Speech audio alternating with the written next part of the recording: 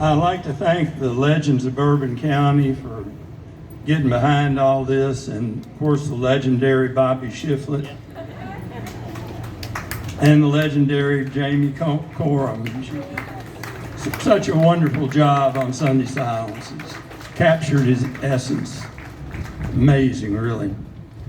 I think after this we're supposed to go up there and put the final touches on it, but I feel like I said just give me a dry brush, because I don't want to mess anything up. Well, back in '88, the bottom fell out of the horse market. What was worth $1 was worth about 25 or 30 cents. And I had bought 4,600 acres of land and all these mares. And, you know, back then I used to drink a little, and I said, I'm the Baron of Bourbon County. You know, you get to. I was, but it was spelled B-A-R-R-E-N. I owed so much money. And Paul Sullivan, my best friend, a lawyer, and he's also a CPA, came out and went over everything one day, and he said, Hawk, that's my nickname, he said, you're gone. He said, there's no way in the world you can pull this out short of some kind of a miracle. And when he said that, I felt like I'd been hit in the stomach, because I thought, you know, I don't know, I was always optimistic. And I think it was the next morning I went down to Louis' restaurant, and actually the gal who served me is here today somewhere. We saw her a bit ago. And I got to thinking about what Paul said. So I took a pencil, a pen, and a napkin, and I said, well, I just wonder, with the interest I'm paying, how much this breakfast cost me. So it was about $14 million that I had borrowed to buy all this. It's right. And as I say, everything had dropped down to be worth 30 cents on the dollar.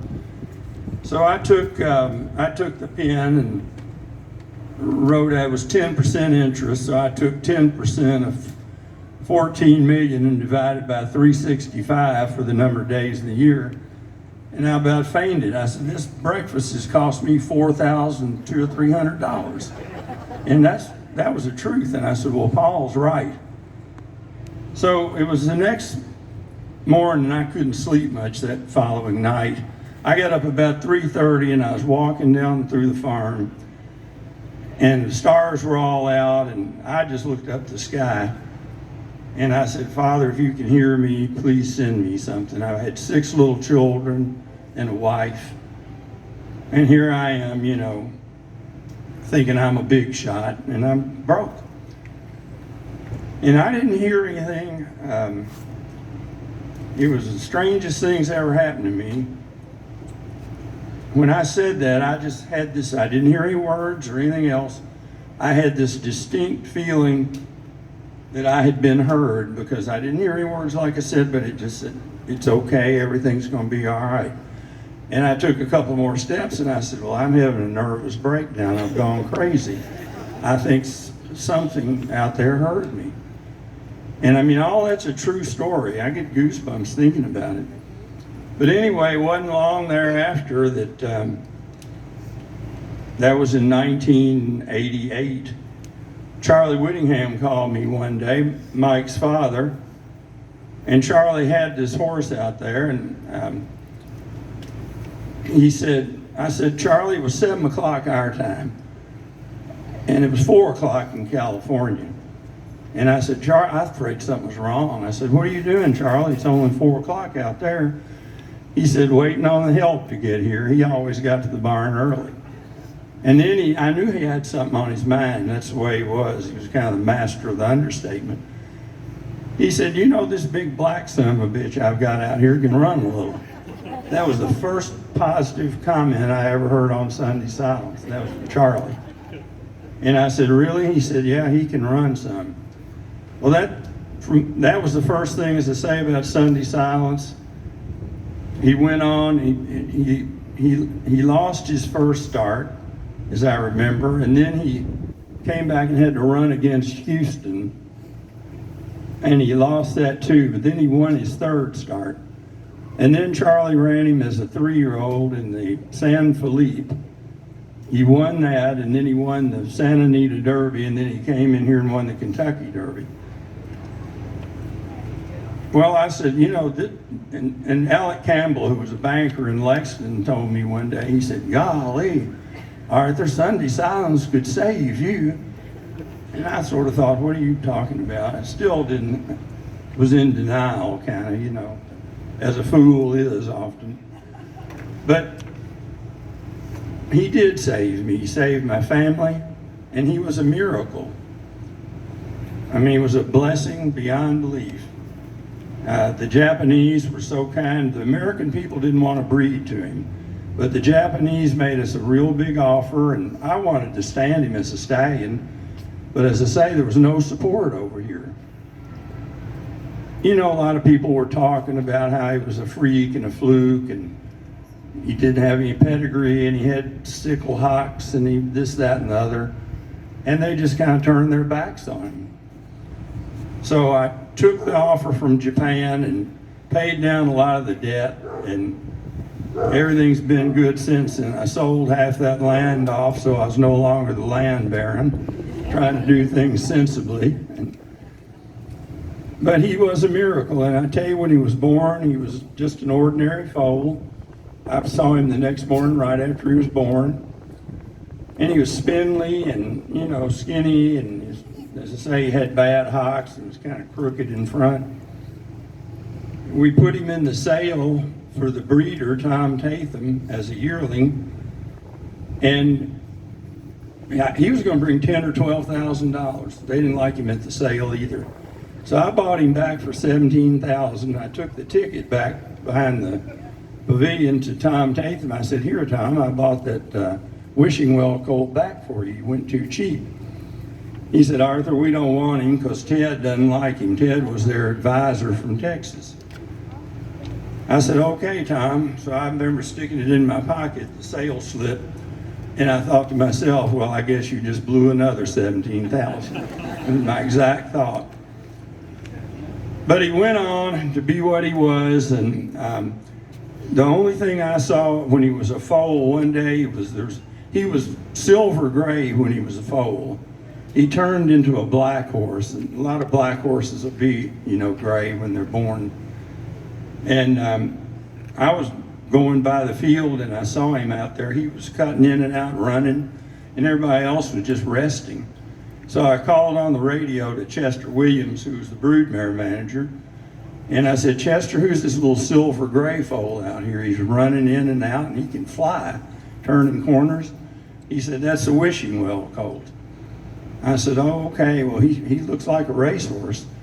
Well, then Thanksgiving came, and he was on a farm out on the Georgetown Road that I used to have, and he got diarrhea, scours, as we call it, and it was really bad. And Dr. Morrison gave him 23 liters of fluids, and I swear an ordinary horse wouldn't have made it through that. He covered the walls, you know, he was sick, very sick. He made it through it, and about noon, Carl, the veterinarian, a great veterinarian, said, if you're gonna die, you little son of a bitch, go ahead and die. I'm hungry, my turkey's waiting on me. But he didn't die. He fought his way through that. He went out to Charlie. I sort of jumped ahead of myself, but early on, Charlie had him, and we tried to sell him in California in a sale out there, and he didn't bring his reserve either. Paul Sullivan had gone in with me on him as a yearling. And we got 32,000 offered, and we wanted 50 because they liked him by then. Mike was saying, you know, they liked him as he was galloping and everything. But still, people said, I wouldn't pay the training bills on him if you gave him to me. Stuff like that. I mean, truly, it was amazing. Billy McDonald, who was a great Irish agent, said, I wouldn't have him if you gave him to me. This is the way it was. He was like the ugly duckling. But anyway, so we sent him back to the farm from the sale, and the van turned over in southern Oklahoma. 2 or 3 horses were killed on it, and Sunday Silence was beat up pretty good. But they kept him in a vet clinic out there for 4 or 5 days and then put him on a van and sent him home. When he got out here to Stone Farm, he was all off behind. You know, he stumbled behind what we call a wobbler. And we thought he's done for. I mean, he was hurt pretty bad in this van. So Carl Morrison, who was our veterinarian at the time, again, called me maybe a week or 10 days later and said, you need to come down here to barn 16, you won't believe this. This horse is galloping through the field like a natural horse. I said, I can't believe that, I'll be right down. I went down there, he was doing the same thing you did at the foal. He was running, cutting around the corners. It was a miracle to me. I mean, he'd come out of this van wreck and the van driver had a heart attack and he died in the wreck, as well as the other horses. So I said, well, let's send him back to Charlie before something else happened. We sent him back out there, and that's the story. He went on and was the best. And I went in Louis one day again, and I told my brother Seth, I said, Seth, Charlie's got a real good 2-year-old out here. And Seth naturally should say this. He said, that's too bad. I said, what do you mean? He said, well, Mr. Phipps has the best horse he's ever had. I said, just my damn luck, you know. Well, you know what happened. It was a battle. Easy Gore was a great horse. We were very fortunate to beat him in the Preakness and fortunate to beat him in the Breeders' Cup. And Chris McCarron rode him in the Breeders' Cup. And what a ride he gave him. Chris, basically, I've always said, Chris, you saved my life, Stacy's and the kids. And that's pretty much the story. The good Lord blessed us. And it's been a real miracle, and this is so rewarding to see all you all here today and to be here and to see that beautiful painting. And thank you, God, and thank you, Sunday Silence.